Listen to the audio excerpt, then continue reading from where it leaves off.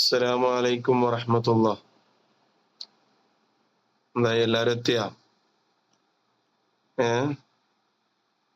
ഇന്ന് നമ്മള് നോക്കാൻ പോകുന്നത് താരീഖാണ്. ഏതാണ്? താരീഖാണല്ലേ? ഓക്കെ, നമ്മളിന്ന് ചർച്ച ചെയ്യാൻ പോകുന്നത് താരീഖ്. അല്ലാഹു ബില്ലാഹി മിനശ് ശൈത്വാനിർ റജീം. ബിസ്മില്ലാഹിർ റഹ്മാനിർ റഹീം. അല്ലാഹുമ്മ സ്വല്ലി അലാ സയ്യിദിനാ മുഹമ്മദ്. ആരൊക്കെയായി? മുബീന ഉള്ളല്ലേ? ഓക്കെ, ഇൻഷാ അല്ലാഹ് നമുക്ക് സ്റ്റാർട്ട് ചെയ്യാം. താരീഖാണല്ലോ.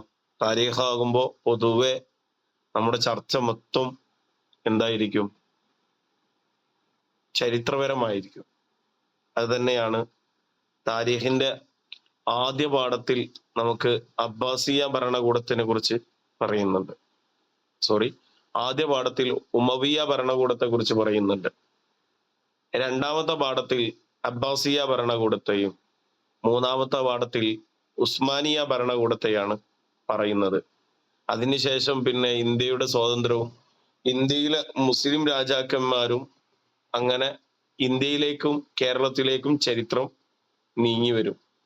അവസാനം നമ്മുടെ ടോട്ടൽ മുസ്ലിം പോപ്പുലേഷൻ, അതായത് ലോകത്ത് എത്രത്തോളം മുസ്ലിമീങ്ങൾ ഉണ്ട് എന്നുള്ളതാണ് നമ്മൾ എന്ത് ചെയ്യുക, അവസാന പാഠത്തിലുള്ള ചർച്ച. എന്നിരുന്നാലും നമുക്ക് എന്ത് ചെയ്യാം, ഫസ്റ്റ് ചോദ്യത്തിലേക്ക് നമുക്ക് കടക്കാം. ഫസ്റ്റ് എല്ലാ പരീക്ഷയ്ക്കും ഉണ്ടാകുന്നത് പോലെ തന്നെ ഫസ്റ്റത്തെ ഒരു 6 ചോദ്യം ടിക്ക് ചെയ്യാനുള്ളതാണ്. ഒന്നാമത്തെ ചോദ്യം എന്താണ്? അബ്ബാസിയ ഭരണകാലത്തെ തലസ്ഥാനം ഏതാണ് എന്നാണ് ചോദ്യം. ഏതാണ്? ബഗ്ദാദ് എന്നുണ്ട്, അതുപോലെ തന്നെ മദീന എന്നുണ്ട്, സ്പെയിൻ എന്നുണ്ട്. ഇതിലേതാണ് ശരി ഉത്തരം? റിസ്വാൻ തുടങ്ങുന്നുള്ളൂ. നമ്മൾ ചോദ്യം ഫസ്റ്റത്തെ ചോദ്യം വായിക്കുകയാണ്. നമ്മള് മുമ്പ് പറഞ്ഞത് എന്താ വെച്ചാൽ നമ്മുടെ താരീഖിന്റെ മൊത്തമായിട്ടുള്ള ഒരു രൂപരേഖയാണ് പറയുന്നത്. താരീഖിന്റെ മൊത്തമായിട്ടുള്ള ഒരു രൂപരേഖ, അതായത് നമ്മുടെ താരീഖിന്റെ 9ാം പാഠം മുതലാണല്ലോ നമുക്ക് പരീക്ഷയ്ക്കുള്ളത്. 9ാം പാഠം മുതലല്ല നമുക്ക് താരീഖ് പരീക്ഷ ഉള്ളത്, പൊതുപരീക്ഷയ്ക്ക്. അതന്നെ. 9ാമത്തെ പാഠത്തിൽ നമ്മോട് പറയുന്നത് ഉമവിയ ഭരണകൂടത്തെ കുറിച്ചാണ്. ഉമവിയാക്കളുടെ കാലം, എത്ര ഖലീഫന്മാരുണ്ടായിരുന്നു, അവർ കൈവരിച്ച നേട്ടങ്ങൾ എന്തൊക്കെയാണ് എന്നാണ് 9ാമത്തെ പാഠത്തിൽ പറയുന്നത്. 10ാമത്തെ പാഠത്തിൽ നമ്മോട് പറയുന്നത് അബ്ബാസിയ ഭരണകൂടത്തെ കുറിച്ചാണ്. അബ്ബാസികൾ ലോകത്ത് മാറ്റിയെടുത്ത വൈജ്ഞാനിക വിപ്ലവങ്ങൾ എന്തൊക്കെയാണ് എന്നൊക്കെയാണ് 10ാമത്തെ പാഠത്തിൽ പറയുന്നത്. 11ാമത്തെ പാഠത്തിൽ ഉസ്മാനിയ ഭരണകൂടത്തെ കുറിച്ചും അതേപോലെ തന്നെ പിന്നെ ഇന്ത്യയുടെ മൊത്തത്തിലുള്ള ഭരണം, മുസ്ലിം ഭരണകൂടത്തെ കുറിച്ചും പറയാൻ തുടങ്ങുകയാണ്.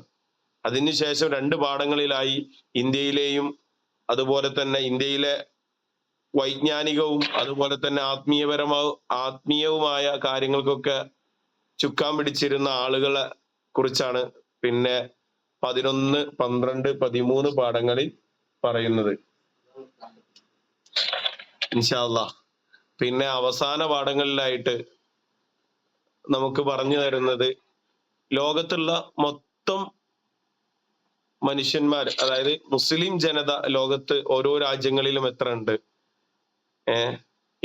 ഇന്ത്യയിൽ എത്ര ജനങ്ങളുണ്ട്, ഇന്ത്യ ലോകത്ത് എത്രാം സ്ഥാനത്താണ്, മുസ്ലിമീങ്ങളുള്ള രാജ്യങ്ങളിൽ ഇന്ത്യ ലോകത്ത് എത്രാം സ്ഥാനമാണ്, ഏറ്റവും കൂടുതൽ മുസ്ലിമീങ്ങളുള്ള രാജ്യം ഏതാണ്, പിന്നെ മുസ്ലിമീങ്ങൾ ഇന്ന് ഏറ്റവും കൂടുതൽ പീഡനം അനുഭവിക്കുന്ന രാജ്യങ്ങൾ ഏതൊക്കെയാണ് എന്നതൊക്കെയാണ് അവസാന പാഠത്തിൽ ചർച്ച. ഇൻഷാ അല്ലാഹ് നമുക്ക് എന്നിരുന്നാലും നമുക്ക് ഈ ചോദ്യ പേപ്പറിന്റെ ആദ്യം ചർച്ചയിലേക്ക് കടക്കാം. എന്നിട്ട് ഇൻഷാ അല്ലാഹ് ഓരോ പാഠവും ബേസ് ചെയ്യുമ്പോൾ നമുക്ക് അതിലുള്ള പ്രധാനപ്പെട്ട കാര്യങ്ങളൊക്കെ പഠിക്കാം. റെഡി അല്ലേ? ഓക്കെ, അപ്പൊ നമ്മൾ ഒന്നാമത്തെ ചോദ്യം വായിക്കാൻ പോവാണേ. എന്താ, ഒന്ന് വായിക്കോ? ഒന്നാമത്തെ ചോദ്യം.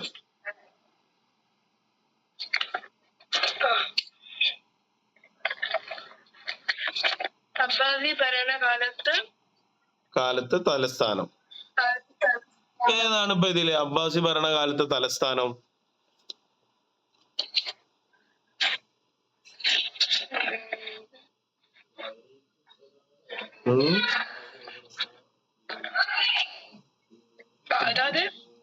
ബഗ്ദാദാണ്. ബഗ്ദാദ് എന്ന് പറഞ്ഞല്ലേ? ഓക്കെ, നമുക്ക് ബഗ്ദാദിന്റെ നേരെ മാർക്ക് ചെയ്യാം. ബഗ്ദാദ് അല്ലേ? എന്തുകൊണ്ട് മദീന പറഞ്ഞില്ല? എന്തുകൊണ്ട് സ്പെയിൻ പറഞ്ഞില്ല?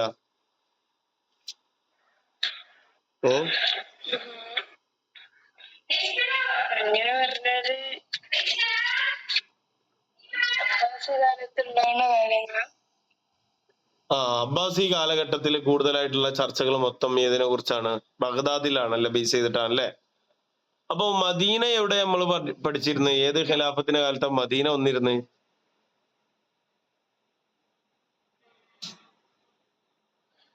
ഓർമ്മണ്ടോ? അല്ല, മദീന വരുന്നത് അൽ ഖുലഫാ ഉർ റാഷിദ എന്ന് പറഞ്ഞ അബൂബക്കർ റളിയല്ലാഹു അൻഹു, ഉമർ റളിയല്ലാഹു അൻഹു, ഉസ്മാൻ റളിയല്ലാഹു അൻഹു, അലി റളിയല്ലാഹു അൻഹു ഭരിച്ച ആ ഒരു സമയം അന്നായിരുന്നു മദീനയായിരുന്നു. നാല് ഖലീഫമാര്, അതാണ് അൽ ഖുലഫാ ഉർ റാഷിദിന്റെ ഭരണ തലസ്ഥാനമായിരുന്നു മദീന. പിന്നെ സ്പെയിന് നമ്മൾ ഒരൊറ്റ കാലഘട്ടത്തിലും ഭരണ തലസ്ഥാനമായിട്ട് നമ്മൾ എന്ത് ചെയ്തിട്ടില്ല, നിലവിൽ നമ്മൾ എവിടെയും പറഞ്ഞതായിട്ട് കേട്ടിട്ടില്ല അല്ലെ? ഇല്ലല്ലോ. ഇന്ന് നമുക്ക് അബ്ബാസി ഭരണകൂടത്തെ കുറിച്ച് പറയുമ്പോ അബ്ബാസികളുടെ ഭരണം തുടങ്ങിയത് എന്നാന്ന് നമ്മൾ ആദ്യം നോക്കണ്ടേ? അബ്ബാസിന്റെ ഭരണ തലസ്ഥാനം മാത്രം പഠിച്ചാൽ മതി, അവര് ഭരണം തുടങ്ങിയത് എന്നാന്ന് നോക്കണ്ടേ? ഹിജ്റ 132 മുതൽ 923 വരെയാണ് ആര് ഭരണം നടത്തിയത്? അബ്ബാസികള് ലോകം ഭരിച്ചത് അല്ലേ? അറിയോ? പേജ് നമ്പർ നമ്മളെ 10ാമത്തെ പാഠം, 10ാമത്തെ പാഠം കിട്ടിയോ?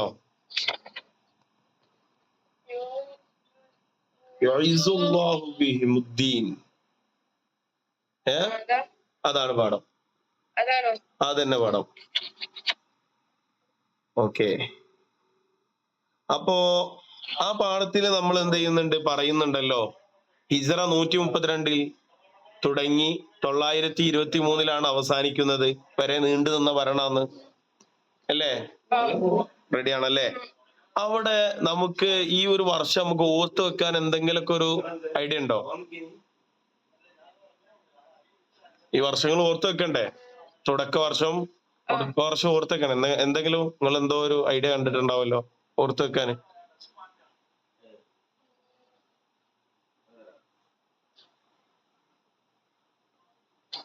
ഞാനൊരു കാര്യം പറയട്ടെ, നിങ്ങൾ ജമ്മു കസറാക്കുക എന്നുള്ള ഇത് കേട്ടിക്കണോ? നിസ്കാരം ജമ്മു കസറാക്കുക കേട്ടിക്കണോ? അതിന് എത്ര കിലോമീറ്റർ പോയാലാണ് നമുക്ക് ജമ്മു കസറാക്കാൻ പറ്റുക?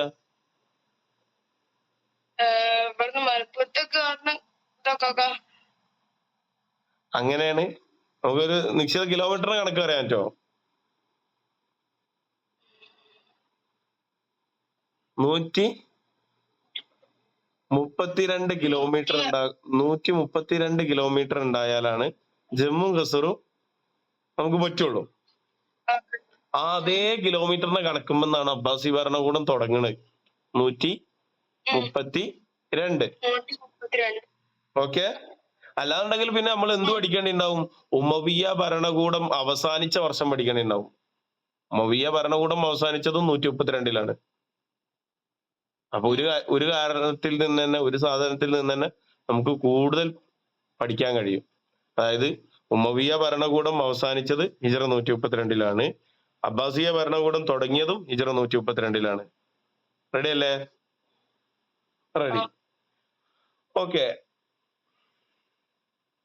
അബ്ബാസിയ ഭരണകൂടത്തെ കുറിച്ച് എന്ത് ചെയ്തിട്ടുണ്ട്? നബി സല്ലല്ലാഹു അലൈഹി വസല്ലമ തങ്ങൾ മുന്നറിയിപ്പ് നൽകിയിട്ടുണ്ട് അല്ലേ? അപ്പോ നമ്മളെ അബ്ബാസ് റളിയല്ലാഹു അൻഹുവിന്റെ സന്താന പരമ്പരയിൽപ്പെട്ട ആളുകളാണ് പിന്നെന്ത് ചെയ്യാ, ഭരണം നടത്തുക എന്ന് റസൂലുള്ള മുമ്പ് എന്ത് ചെയ്തിട്ടുണ്ട്, പറഞ്ഞിട്ടുണ്ട്. അതേപോലെ തന്നെ നമ്മൾ ഇതിനോട് കൂടെ ചേർത്ത് വായിക്കേണ്ട വേറൊന്നാണ്. അപ്പോ അബ്ബാസിയ ഭരണകൂടം തുടങ്ങണമെങ്കിൽ ഉമവിയ ഭരണകൂടം അവസാനിക്കണല്ലോ, അല്ലെ? അപ്പോ ഉമവിയ ഭരണകൂടത്തിന്റെ അവസാന രാജാവ് അല്ലെങ്കിൽ അവസാന ഖലീഫ ആരാണെന്ന് നമ്മൾ പഠിക്കണ്ടേ? ആരാണത്? മർവാന് സാനി എന്ന പേരിൽ അറിയപ്പെടുന്ന ആളാണ്. ആരാണ്? ആ, ഈ മർവാൻ നിങ്ങൾ വേറെ എവിടെങ്കിലും കേട്ടിട്ടുണ്ടോ? മർവാൻ അബ്ദുൽ മലിക് ബിൻ മർവാൻ കേട്ടിട്ടുണ്ടോ? അബ്ദുൽ മലിക് ബിൻ മർവാൻ കേട്ടിട്ടില്ല? അബ്ദുൽ മലിക് ബിൻ മർവാൻ നിങ്ങൾ ഓർത്തു വെക്കണം. കാരണം ഉമവിയ ഭരണകൂടത്തിലെ ഏറ്റവും ശക്തനായ ഭരണാധികാരിയായിരുന്നു ആര്? അബ്ദുൽ മലിക് ബിൻ മർവാൻ എന്ന് പറയുന്ന ആള്. ആരാണ്? പേരെന്താണ്? ബിൻ മർവാൻ. മർവാന്. അപ്പൊ ഈ മർവാന്റെ ശേഷം നമ്മൾ സാനി രണ്ടാമത് വീണ്ടും ഒരു മർവാൻ വരികയല്ലേ? അപ്പൊ മർവാന് ഒന്നിന് മർവാൻ അവല്, രണ്ടാമത്തേന് മർവാന് സാനി എന്ന് പറഞ്ഞൂടെ? പറഞ്ഞൂടെ? അപ്പൊ നമുക്ക് ഇവിടെ ഉത്തരം കിട്ടിയില്ലേ? അവസാന ഖലീഫ ആരായിരുന്നു? ഉമവിയാക്കളിൽ അവസാന ഖലീഫ മർവാനു സാനിയായിരുന്നു. ആരാണ്? മർവാനു സാനി അല്ലേ? ഓക്കെ, മർവാനു സാനിയാണ് അവസാന ഖലീഫ അല്ലേ? റെഡി. ഇനി നമ്മൾ അടുത്തത് പറയാൻ പോകുന്നത് ഈ അബ്ബാസി ഭരണകൂടത്തിൽ എന്ത് ചെയ്തിട്ടുണ്ട്? കുറെ ഗ്രന്ഥരചനകൾ നടന്നിട്ടുണ്ട് അല്ലേ? കുറെ ഗ്രന്ഥരചനകൾ നടന്നിട്ടില്ലേ? നടന്നിട്ടുണ്ട്. ഇതിൽ നമ്മൾ പ്രത്യേകമായിട്ട് ചില അവിടെ നമ്മളെ പുസ്തകത്തിൽ തന്നെ കുറെ ഇമാമിയങ്ങളെ പേരും അവിടെ ഗ്രന്ഥങ്ങളൊക്കെ കൊടുത്തിട്ടില്ലേ? അത് നമ്മൾ എന്ത് ചെയ്യണം? ഒന്ന് ജസ്റ്റ് ഒന്ന് ഓർത്തു വെക്കണം. ഇപ്പോ അതിൽ ഇനിയിപ്പോ അടുത്ത പ്രാവശ്യം ചോദിക്കാൻ ചാൻസ് ഉള്ളതാണ് ഇബ്നു സീന. എന്ത്? ഇബ്നു സീന എത്രാമത്തെ ആളായിട്ടാ പറഞ്ഞേ? പുസ്തകത്തിൽ ഏകദേശം 8ാമത്തെ ആളായിട്ടാണ് തോന്നുന്നു ഇബ്നു സീനനെ പറഞ്ഞേ. 8 മൂപ്പരുടെ കിതാബ് ഏതാണ്? അല്ല, അത് തിബ് എന്നുള്ളത് അതിന്റെ വിഷയാണ്. അതിനുള്ളിൽ ഇപ്പൊ ഞമ്മക്ക് ഇപ്പോ അൽ കാനൂനു ഫി തിബ്. എന്താണ്? അൽ കാനൂനു ഫി തിബ്. അതുപോലെ തന്നെ നമ്മുടെ ലാസ്റ്റ് ആ ഇതിന്റെ പട്ടികയുടെ അവസാനത്തിൽ കൊടുത്തിട്ടില്ലേ ജാബിർ ബിൻ ഹയ്യാൻ എന്ന് പറഞ്ഞ അൽക്കീമിയ. അൽക്കീമിയ എന്ന് പറഞ്ഞാൽ ഏതാണ്? കെമിസ്ട്രി ആണ്. ഏതാണ്?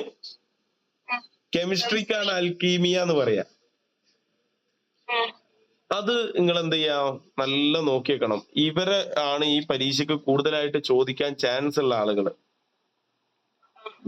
പിന്നെ മറ്റൊരാളാണ് അൽ ഖുവാറസ്മി എന്ന് പറഞ്ഞിട്ടൊരു ആളെ കണ്ടോ?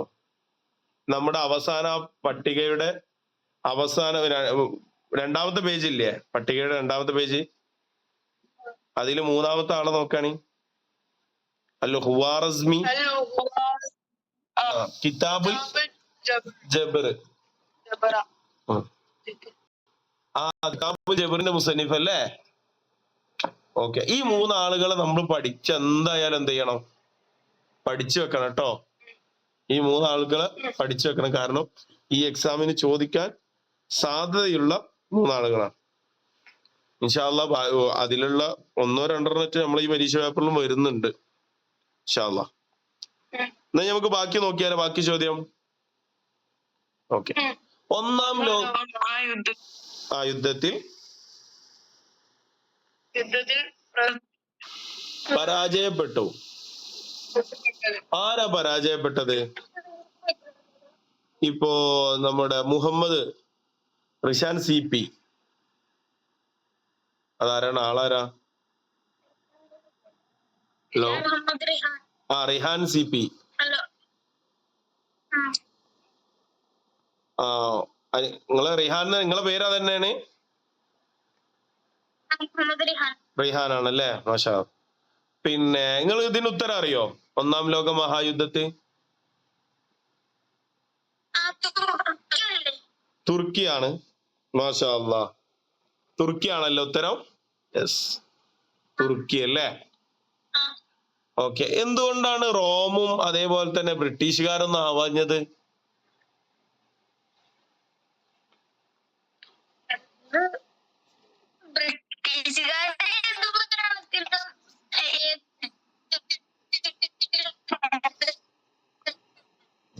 എന്ത്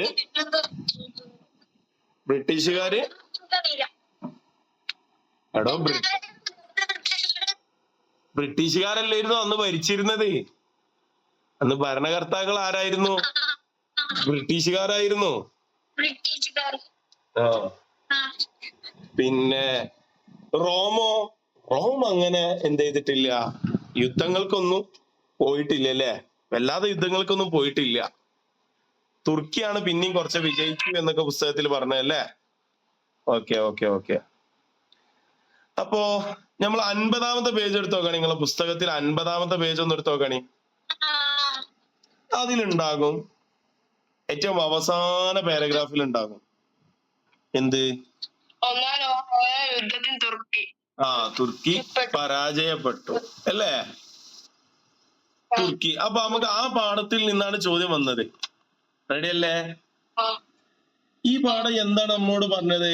ഉസ്മാനിയ ഖിലാഫത്തിനെ കുറിച്ചല്ലേ പറഞ്ഞത്. നമ്മൾ എന്ത് ചെയ്യണം എന്നറിയോ? ആ ഉസ്മാനിയ ഖിലാഫത്തിന്റെ ഒരു ചരിത്രം പറയണില്ലേ, ഒരു സ്വപ്നം കണ്ട സംഭവം. ഉസ്മാനുൽ ഗോസി ഒരു സ്വപ്നം കണ്ടു എന്ന് പറഞ്ഞില്ലേ, ഷെയ്ഖ് കർമാനിയുടെ മടിയിൽ നിന്ന്. അതെന്ത് ചെയ്യണം എന്നറിയോ? നിങ്ങള് കൃത്യമായിട്ട് എന്ത് ചെയ്യണം, ആ കഥ നിങ്ങൾ കൃത്യമായിട്ട് എന്ത് ചെയ്യണം, പഠിക്കണം. പഠിക്കാൻ കഴിയൂലേ? എന്നാ ഞാനൊന്ന് ചെറുതാക്കി പറയണ. അതായത് ഉസ്മാനുൽ ഓസി എന്ന് പറയുന്ന ആ മഹാന് ഒരു സ്വപ്നം കണ്ട്. എന്താണ്? ഷെയ്ഖ് കർമാനിയുടെ മടിത്തട്ടിൽ നിന്ന് എന്ത് ചെയ്യാണ്, ഒരു ചന്ദ്രൻ പുറപ്പെടുക. ആരുടെ മടിത്തട്ടിൽ നിന്നാ പുറപ്പെടുന്നത്? ഷെയ്ഖ് കർമാനിയുടെ മടിത്തട്ടിൽ നിന്നാണല്ലോ പുറപ്പെടുന്നത്. അത് പുറപ്പെട്ടിട്ട് എവിടെ എത്തിയത്? അത് നേരെ ഉസ്മാനുൽ ഗോസിയുടെ മടിത്തട്ടിലേക്കാ വന്നത് അല്ലേ.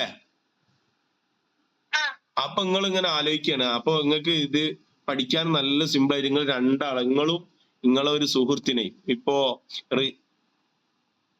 നമ്മളെ ആരാണ്, മുഹമ്മദ് എന്ത് ചെയ്യാണ്, മുഹമ്മദ് റിഹാൻ ഒരു ഓന്റെ കൂട്ടുകാരന്റെ പേരെന്താ? ഒരു കൂട്ടുകാരന്റെ പേര് ഫവാസ്. ഓക്കെ. ഒരു റിഹാൻ എന്ന് പറയുന്ന ആ മോന് പറയാണ്, ഞാനൊരു സ്വപ്നം കണ്ടടോ. എന്തേ? ഫവാസിന്റെ മടിയിൽ നിന്ന് ഇങ്ങനെ ഒരു ചന്ദ്രൻ വരുന്നുണ്ട്.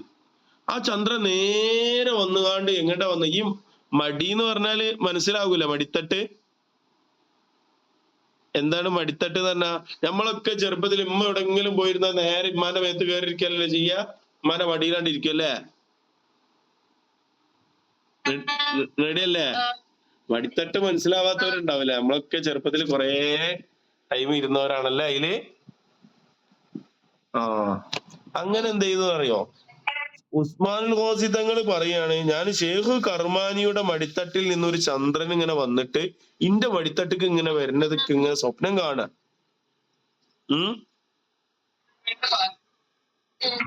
അപ്പോ എന്ത് ചെയ്യാണ്? ഉസ്മാനുൽ ഗോസിന്റെ മടിത്തട്ടിക്കല്ല ഇപ്പൊ വന്നത്.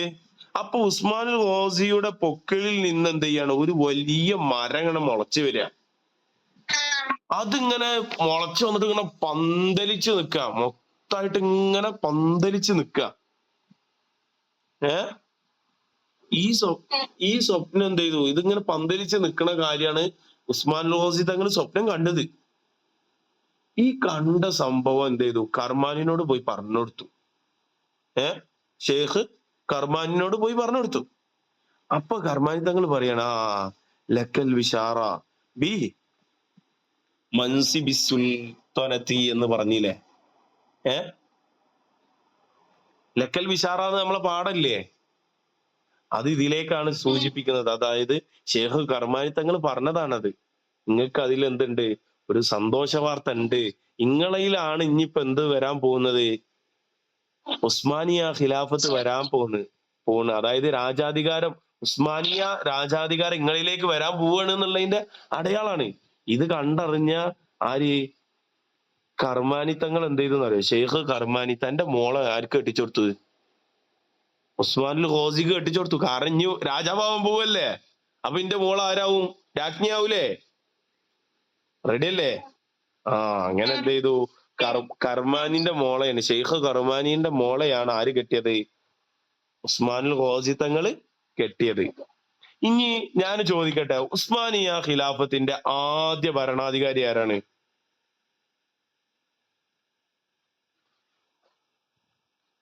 ആരാണ്? ആരില്ലേ? ഉസ്മാനിയ ഖിലാഫത്തിന്റെ ആദ്യ ഭരണാധികാരി ആരാണ്? ഉസ്മാനുൽ ഖോസി. അതിനല്ലേ നമ്മൾ പറഞ്ഞേ, കാരണം മൂപ്പരാണ് ഇനി ഭരണാധികാരി ആവാൻ പോണെന്ന് നമ്മൾ പറഞ്ഞല്ലോ. ആയിക്കോട്ടെ. പിന്നെ നമ്മൾ ഇതിൽ പഠിക്കാനുള്ളത് ഉസ്മാനിയ ഖിലാഫത്തിന്റെ തുടക്കം. ഉസ്മാനിയ ഖിലാഫത്തിന്റെ തുടക്കം എന്നായിരുന്നു, ഏത് വരെ അത് നീണ്ടു നിന്നു എന്നാണ് നമ്മൾ പഠിക്കാനുള്ളത്.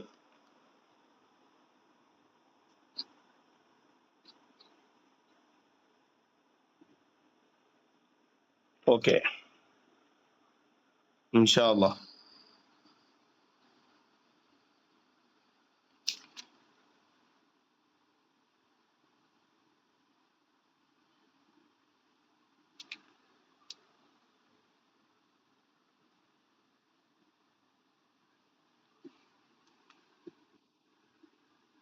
ആയിരത്തി 923 എന്ത് തുടങ്ങുന്നത്? ഉസ്മാനിയ ഖിലാഫത്ത് തുടങ്ങുന്നത്. ഏത് വരെ നീണ്ടു നിന്നു? 1342 വരെ ഉസ്മാനിയ ഖിലാഫത്ത് നീണ്ടു നിന്നല്ലേ? അതൊന്ന് നിങ്ങൾ പുസ്തകത്തിൽ ഒന്ന് ജസ്റ്റ് എഴുതിച്ചാണ്. ഉസ്മാനിയ ഖിലാഫത്ത് ആ പാഠത്തിന്റെ തുടക്കത്തിൽ എഴുതിയേക്ക്. ഉസ്മാനിയ ഖിലാഫത്ത് 923 മുതൽ 1342 വരെ എഴുതി വെച്ചോ. എത്ര ഖലീഫമാരുണ്ടായിരുന്നത്? അതായത് എത്ര സുൽത്താന്മാരുണ്ടായിരുന്നത്? 37 ആളുകൾ ഉണ്ടായിരുന്നു അല്ലേ? എത്ര ആളുകൾ? 37 ആളുകൾ. റെഡി അല്ലേ? റെഡിയാണല്ലേ? ഓക്കെ. ഇൻഷാ അല്ലാഹ്. അപ്പോ ഉസ്മാനിയ ഖിലാഫത്തിനെ കുറിച്ച് എഴുതുമ്പോൾ നമുക്ക് എഴുതാൻ പറ്റുന്ന ഒരു ചരിത്രമാണ് നമ്മൾ ഫസ്റ്റ് പറഞ്ഞ ഉസ്മാനുൽ ഖോസി തങ്ങൾ കണ്ട സ്വപ്നം. അതേപോലെ തന്നെ ഉസ്മാനിയ ഖിലാഫത്തിന്റെ ആദ്യത്തെ ഭരണാധികാരിയാണ് ഉസ്മാനുൽ ഖോസി. അവരുടെ ഭരണം തുടങ്ങിയത് 923 മുതൽ 1342 വരെയാണ്. അതുപോലെ തന്നെ അവരുടെ ഖലീഫമാർ, അതായത് സുൽത്താന്മാര് 37 ആളുകളാണ് എന്നൊക്കെ നമുക്ക് കൂട്ടിച്ചേർക്കാം. റെഡി അല്ലേ? ഉസ്മാനിയ ഭരണത്തെ കുറിച്ച് ചോദിച്ചാൽ ഈ കാര്യങ്ങളൊക്കെ എഴുതാം. അതായത് നമ്മളോട് ചോദിക്കുകയാണ്, ഉസ്മാനിയ ഭരണത്തെ കുറിച്ച് 5 വാക്കിൽ കുറിപ്പ് എഴുതുക, 5 വരിയിൽ കുറിപ്പ് എഴുതുക എന്ന് പറയുകയാണെങ്കിൽ എന്ത് പറയാ? ഈ ഉസ്മാനുൽ ഖോസി തങ്ങൾ സ്വപ്നം കണ്ട സ്വപ്നം ആദ്യം എഴുതിയിട്ട് എന്നിട്ട് ഒന്നാം ഖലീഫ ഉസ്മാനുൽ ഖോസി തങ്ങളാണ് ഉസ്മാനിയ ഭരണം സ്ഥാപിച്ചത്. അതേപോലെ തന്നെ 923 തുടങ്ങി 1342 അവസാനിച്ചത്. അതുപോലെ തന്നെ 37 സുൽത്താന്മാരുണ്ടായിരുന്നു. പിന്നെ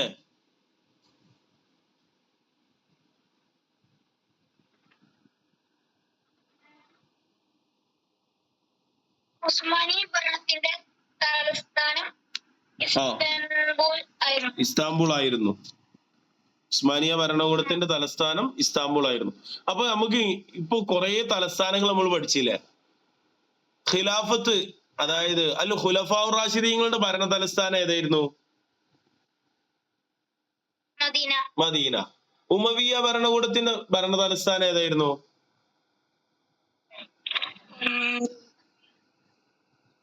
ഏതാണ്? ഉമവിയ മറന്നോ?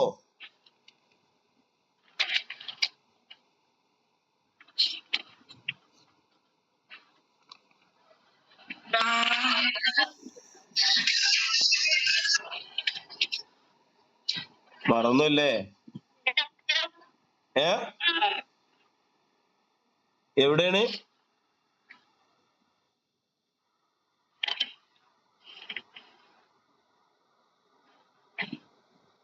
മറന്നു.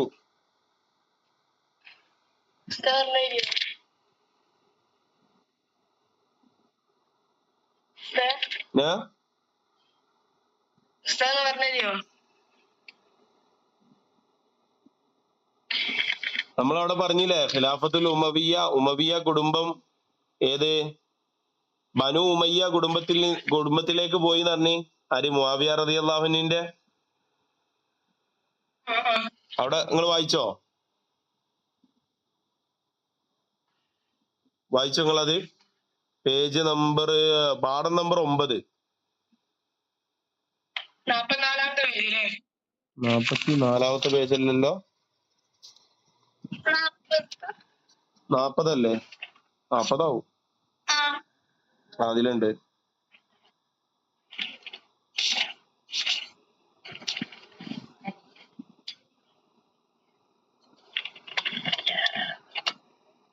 അപ്പൊ നിങ്ങള് മറന്നിക്കണല്ലേ? ഡമസ്കസിലായിരുന്നില്ലേ ഉമവിയ ഭരണകൂടത്തിന്റെ തലസ്ഥാനം? അല്ല ഡമസ്കസ് ഏതാണ്?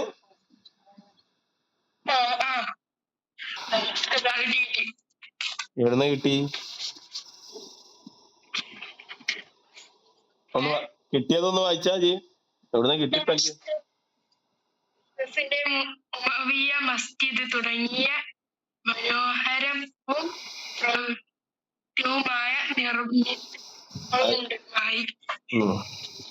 ഡമസ്കസിലാണ് കേട്ടോ ഉമവിയാക്കളുടെ തലസ്ഥാനം. ഓക്കെ ട്ടാ. പിന്നെ അബ്ബാസികളുടെ തലസ്ഥാനം?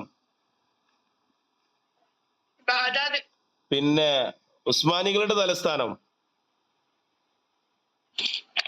മറന്നോ? ഉസ്മാനികളുടെ തലസ്ഥാനം ഇപ്പൊ പറഞ്ഞിട്ടുള്ളൂ നമ്മള്. ഇസ്താംബൂൾ അല്ലേ? ഓക്കെ. കോൺസ്റ്റാന്റിനോപ്പിൾ എന്ന് ഇന്ന് അറിയപ്പെടുന്ന ഇസ്താംബൂൾ ആയിരുന്നു അന്നത്തെ തലസ്ഥാനം കേട്ടോ. ഇത് ശരിക്ക് പറഞ്ഞാല് തുർക്കിയിലുള്ള ഒരു പ്രദേശത്തിന്റെ പേരാണ്. ഇസ്താംബൂൾ എന്ന് പറയുന്നതേ തുർക്കിയിലുള്ള ഒരു പ്രദേശത്തിന്റെ പേരാണ് കോൺസ്റ്റാന്റിനോപ്പിൾ. ഓക്കെ, നമുക്ക് അടുത്ത ചോദ്യത്തിലേക്ക് പോവാം. അടുത്തത് നമുക്ക് എല്ലാവർക്കും സുപരിചിതമായ ചോദ്യമാണ്. ഏതാണ്? വായിക്കോ.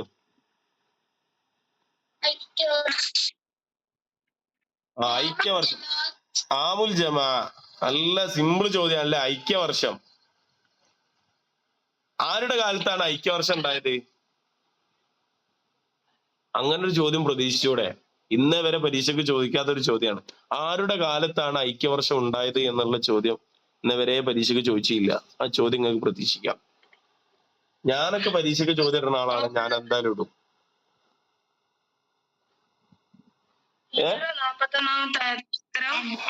ഉത്തരം ഞാൻ ചോദിച്ചില്ല. ഐക്യവർഷം ആരുടെ കാലത്താണ് ഉണ്ടായത്?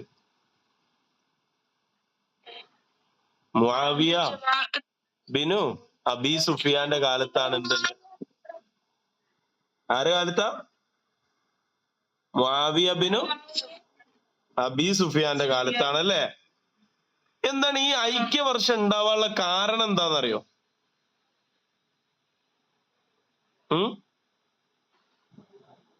നമ്മള് പറഞ്ഞില്ലേ അലി റളിയല്ലാഹു അൻഹു വഫാത്തായി. ആര് വഫാത്തായി? അപ്പൊ ജനങ്ങൾ എല്ലാരും അടിക്ക് ആരെ? ഹസൻ റളിയല്ലാഹുവിനെ 5ാം ഖലീഫയാക്കി പ്രഖ്യാപിച്ചു. എന്നാല് വയസ്സിലും യുദ്ധകലയിലും അതേപോലെ തന്നെ ഗവർണർ സ്ഥാനത്തിലൊക്കെ മുന്നിട്ട് നിൽക്കുന്ന ഒരാളായിരുന്നു ആര്? Muawiya bin Abi Sufyan. Muawiya റളിയല്ലാഹു അൻഹു. ആര്? മുആവിയ റളിയല്ലാഹു അൻഹു. അപ്പോ ഹസൻ റളിയല്ലാഹു അൻഹു എന്ത് ചെയ്തു? ഈ ഭരണം മുആവിയ റളിയല്ലാഹു അൻഹുവിന് വിട്ടുകൊടുത്തു. എന്തേ കാരണം? ഈ ഒരു അനൈക്യം ഒഴിവാക്കാൻ വേണ്ടിയിട്ട്. അതായത് ഇനിയിപ്പോ ഹസൻ റളിയല്ലാഹു അൻഹു എങ്ങാനും ഖലീഫയാവുകയാണെങ്കിൽ മുആവിയ റളിയല്ലാഹു അൻഹു ഇപ്പൊ ചിലപ്പോൾ കഴിഞ്ഞാൽ അതിന്റെ ഇടയിൽ എന്തെങ്കിലും ഒരു മുറുമുറുപ്പ് ഉണ്ടാവോ, അല്ലെങ്കിൽ എന്തെങ്കിലും പ്രയാസം ഉണ്ടാവോ എന്നൊക്കെ ഇതാക്കിയിട്ട് എന്ത് ചെയ്തു? ഹസൻ റളിയല്ലാഹു അൻഹു ചില ഉപാധികളോടെ അനൈക്യം ഒഴിവാക്കാൻ വേണ്ടിയിട്ട് എന്ത് ചെയ്തു? മുആവിയ റളിയല്ലാഹു അൻഹു ഭരണം വിട്ടുകൊടുത്തു. അപ്പോ ഉസ്മാൻ റളിയല്ലാഹു അൻഹുവിന്റെ കാലത്ത് ഉടലെടുത്ത ആ അനൈക്യണ്ട്. അതായത് അലി റളിയല്ലാഹു അൻഹു ആണോ ഭരണമാകേണ്ടത്, അല്ല മുആവിയ റളിയല്ലാഹു അൻഹുവിനെ ഏൽപ്പിക്കുക. അതായത് അത് അവിടെ വേറൊരു സംഭവം ഉണ്ടായിക്കണം. അതായത് ഉസ്മാൻ റളിയല്ലാഹു അൻഹുവിന്റെ കൊന്ന ഘാതകനെ ആദ്യം പിടിച്ചിട്ട് മതിയോ ഒരു പുതിയ ഖലീഫ വരൽ. അതായത് അലി റളിയല്ലാഹു അൻഹു പറഞ്ഞു ആദ്യം നമുക്ക് ഭരണം സ്ഥാപിക്കാം. ഭരണം അതായത് പുതിയ ഖലീഫ വന്നതിന് ശേഷം ആ ഖലീഫന്റെ നേതൃത്വത്തിൽ കൊലപാതകിയെ കണ്ടെത്താമെന്നായി. അല്ല, കുറച്ച് സ്വഹാബാക്കൾ പറഞ്ഞു അല്ല, നമുക്ക് ആദ്യം ഘാതകനെ പിടിക്കാം, എന്നിട്ട് എന്ത് ചെയ്യാം, നമുക്ക് ഖിലാഫത്ത് നടപ്പിൽ വരുത്താം എന്ന്. അങ്ങനെ ഒരു അനൈക്യം അന്ന് ഉണ്ടായതാണ്. ആ അനൈക്യം ഇങ്ങനെ തുടർന്ന് പോരുകയാണ്. അപ്പൊ ഉസ്മാൻ റളിയല്ലാഹുവിന്റെ കാലത്തുണ്ടായ അനൈക്യം അവസാനിക്കുകയും ജനങ്ങളെല്ലാവരും ഒരു ഇമാമിന്റെ കീഴിൽ എന്ത് ചെയ്തു? ഏകോപിക്കുകയും ചെയ്തു. അങ്ങനെയാണ് എന്ത്, ആ ഒരു വർഷത്തിനെയാണ് നമ്മൾ എന്ത് പറയാ? ഐക്യവർഷം, അതായത് ആമുൽ ജമാ എന്ന് പറയാം. ഇത് നടന്ന വർഷം എത്രയാണ്? ഹിജറ 41. ഇന്ന് ഒരാൾ അവിടെ വരച്ചോളി. ഹിജറ 41. ഹിജറ 41 നേരെ ഒരു വട്ടോട്ട് കൊടുത്താൽ മതി. അതാ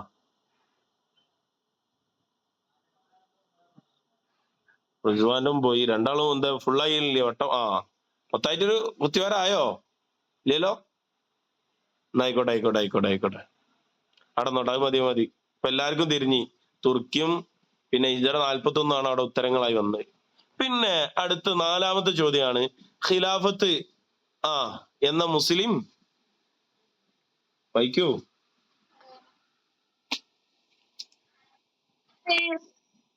പൊതു നേതൃത്വം അവസാനിച്ചു. എന്ത്? പൊതു നേതൃത്വം അവസാനിച്ചു. ഇത് നമ്മളിപ്പോ 24 ഇത് നമ്മളിപ്പോ എവിടോ വായിച്ചല്ലോ, ഓർമ്മണ്ടോ? ആർക്കും ഓർമ്മയില്ലേ? നമ്മളിപ്പോ കുറച്ച് മുമ്പ് ഒന്നുകൊണ്ട് വായിച്ചിട്ടുള്ളത്. എവിടെ വായിച്ചത്?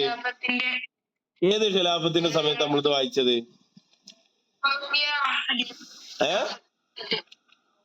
ഉസ്മാനിയ ഖിലാഫത്തിന്റെ അവസാന പാഠത്തിന്റെ അവസാനത്തിൽ ഉണ്ടല്ലേ? Okay, ready. എന്നാ അതിന്റെ നേരക്ക് വട്ടട്ടോളി. ഓക്കെ, അതാ 91. 21 ആയിരുന്നാ? 21 തെറ്റല്ലേ? 21 തെറ്റാണ്.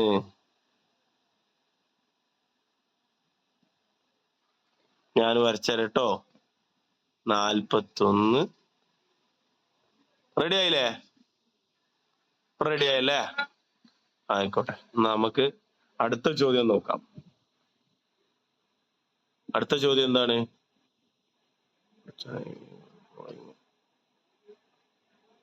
അടുത്ത ചോദ്യം വായിക്കൂ. ഇന്ത്യയിലെ ആദ്യത്തെ മുസ്ലിം ഭരണകൂടം ഏതാണ്? ആർക്കും അറിയുന്ന പുസ്തകം നോക്കരുത്, അറിയുന്ന ഒരു ആരാണ് ഉത്തരം പറഞ്ഞേ? ആളെ പേരെന്തേനി? നമ്മളെ സിനാനാണല്ലേ? സിനാനല്ലേ?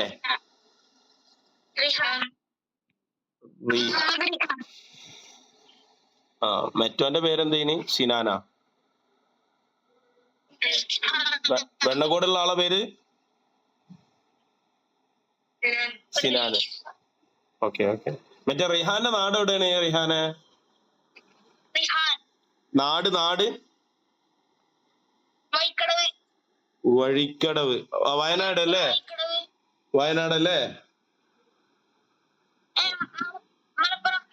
മലപ്പുറത്ത് വൈക്കടവ് എവിടെയാണ്? നിലമ്പൂര് ഓക്കെ നിലമ്പൂര് ഭാഗത്തല്ലേ? നിലമ്പൂര് ഓക്കെ കുറച്ച് നമ്മളെ ഇത് സമയം ഏകദേശം അവസാനിക്കാറായിട്ടുണ്ട്. നമുക്ക് വേഗം അടുത്ത ചോദ്യം. നമുക്ക് ഇവിടെ മുസ്ലിം ആദ്യമായിട്ട് ഇന്ത്യയിൽ ഒരു മുസ്ലിം ഭരണകൂടം വന്നത് അറക്കൽ അലി ഭരണകൂടാണ് ആദ്യമായിട്ട്.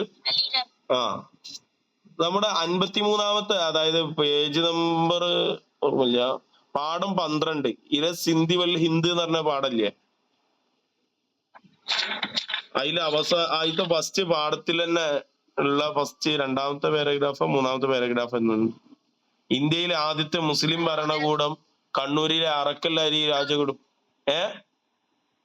പിന്നെ പിൽക്കാലത്ത് കുറെ ഭരണകൂടങ്ങൾ വന്നിട്ടുണ്ട് അല്ലേ? അപ്പൊ നമ്മൾ അവിടെ എന്ത് ചെയ്യണം? കുറച്ച് രാജാക്കന്മാരെ പേര് പഠിച്ചേക്കണം. ഇവിടെ ഭരിച്ച കുറച്ച് രാജാക്കന്മാരെ പേര് നമ്മൾ എന്ത് ചെയ്യണം? പഠിച്ചേക്കണം. ഒരു 5 എണ്ണം പഠിച്ചാൽ മതി, അതിൽ കൂടുതലൊന്നും വേണ്ട കേട്ടോ. അവിടെ നമ്മൾ അവസാനം പറഞ്ഞ ടിപ്പു സുൽത്താന്, ഹൈദർ അലി, ഔറംഗസീബ്, പിന്നെ കുത്തുബുദ്ദീൻ ഐബക്ക്, അഹമ്മദ് ഷാ, അങ്ങനെ കുറെ ആൾക്കാരെ പറഞ്ഞില്ലേ? ഒരു 5 എണ്ണം പഠിച്ചു വെച്ചാണ് കേട്ടാ. അതായത് സുൽത്താന്മാരെ പേര് ചോദിക്കുമ്പോ നമുക്ക് എഴുതാം. പേജ് അറിയൂല, 12ാമത്തെ പാടാണ് ഇല സിന്ധി വൽ ഹിന്ദി. 12ാമത്തെ പാഠം 58ആണോ?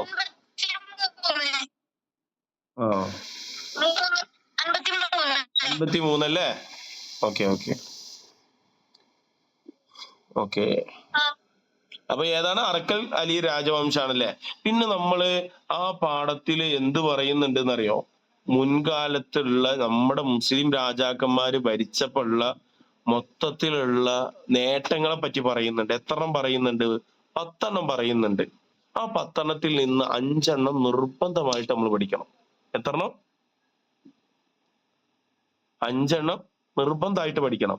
ഞാൻ അതിനൊക്കെ ഷോർട്ടാക്കി നമ്മളെ പുസ്തകത്തിൽ തന്നെ ചിലപ്പോൾ ഷോർട്ടാക്കി തന്നിട്ടുണ്ടാവും. ഇൻഷാ അല്ലാഹ് നമ്മൾ എന്ത് ചെയ്യും? ഇതിനൊക്കെ ചെറിയൊരു ക്ലാസ് നോട്ട് ഇൻഷാ അല്ലാഹ് നമ്മളെ ഗ്രൂപ്പിൽ വിടുട്ടാ. നമ്മൾ ചെറിയൊരു ക്ലാസ് നോട്ട് ഇൻഷാ അല്ലാഹ് തയ്യാറായിക്കൊണ്ടിരിക്കുകയാണ്. ഇൻഷാ അല്ലാഹ് ഗ്രൂപ്പിൽ വിടും ഇൻഷാ അല്ലാഹ്. അപ്പൊ നിങ്ങൾ എന്ത് ചെയ്യണം? 5 എണ്ണം പഠിക്കണം. ഒന്ന് മറ്റേ സാർവത്രിക വിദ്യാഭ്യാസം പറഞ്ഞില്ലേ? പിന്നെ എന്താണ്? പിന്നെ വ്യാവസായിക പുരോഗതി 2ാമത്തെ എടുക്കാം.